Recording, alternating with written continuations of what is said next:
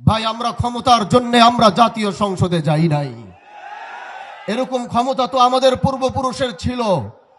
আমরা এরকম ক্ষমতার মসনদে বসার জন্য, আমরা ক্ষমতার মসনদে বসার জন্য জাতীয় সংসদে যাইনি। আমরা এদেশের মানুষের কণ্ঠ হয়ে কথা বলার জন্য জাতীয় সংসদে গিয়েছি।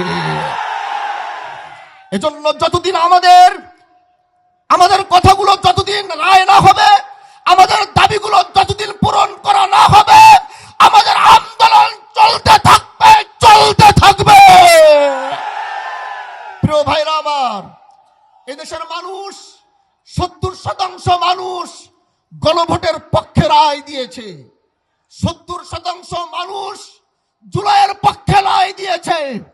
এজন্য এদেশের জনগণের ম্যান্ডেটের বাইরে গিয়ে অন্য কিছু করার কোনো সুযোগ কারো হবে না।